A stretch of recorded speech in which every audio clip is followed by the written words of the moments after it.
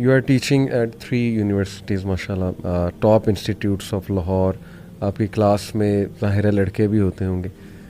इसके अलावा भी माशाल्लाह काफ़ी आप मैनेजमेंट में इन्वॉल्व हैं, इस्लामिक इंस्टीट्यूट जैसे आपने मेंशन किया. But since when are you practicing हिजाब?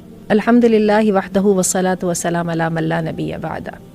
जैसे कि आपने सवाल किया है कि मैंने हिजाब कब स्टार्ट किया, although I am a working women, तो ये है कि मेरा जो वर्किंग करियर है इसको अराउंड 25 to 27 ईयर्स हो गए, जिसमें मुझे बहुत ज़्यादा मर्दों से इंटरेक्ट करने की हाजत पेश आई.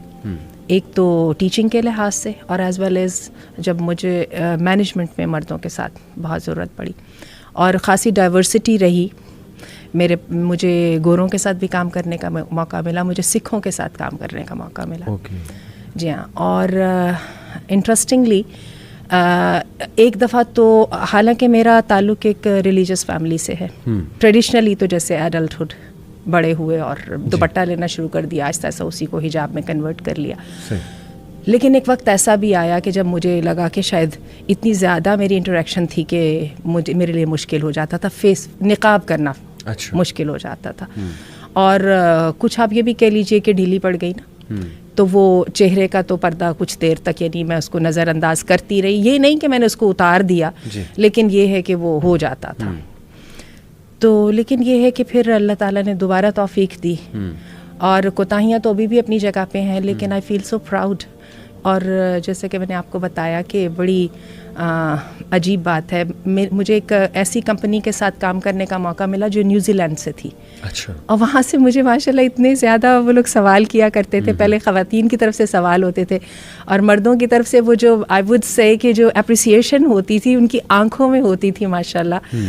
और उसके साथ ही शायद मेरे अंदर वो कॉन्फिडेंस जो है वो बढ़ गया. और मैंने आपको बताया कि मैंने वो फेस कवर जो ना करने वाला वो जो लेज़ी एक पीरियड था उससे मुझे निकाला उसी एप्रिसिएशन और लाइकिंग में. मैं ये बड़ी आपको अजीब बात बता रही हूँ.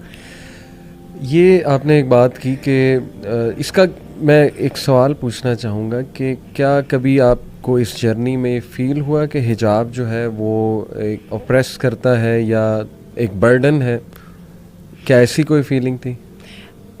शुरू में जब मैं पाकिस्तान में थी और इस माहौल में रहती थी, कॉलेज जाते थे, हाई स्कूल जाते थे, तो उस वक़्त पता नहीं शायद इनसिक्योरिटी यहाँ पर थी.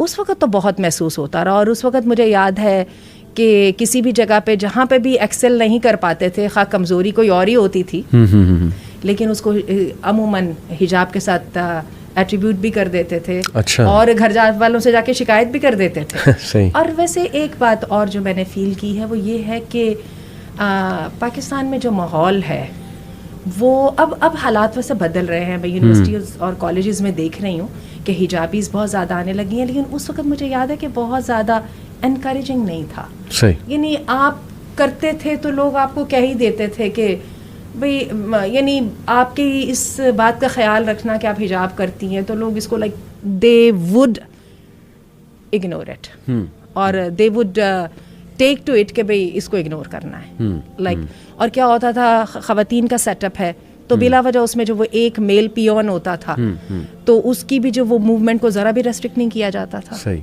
और कुछ अंदाज इस तरह का होता था कि भाई अगर कर रहे हो तो भाई खुद ही हिसाब कर ध्यान कर लो. ये मैंने पाकिस्तान में देखा.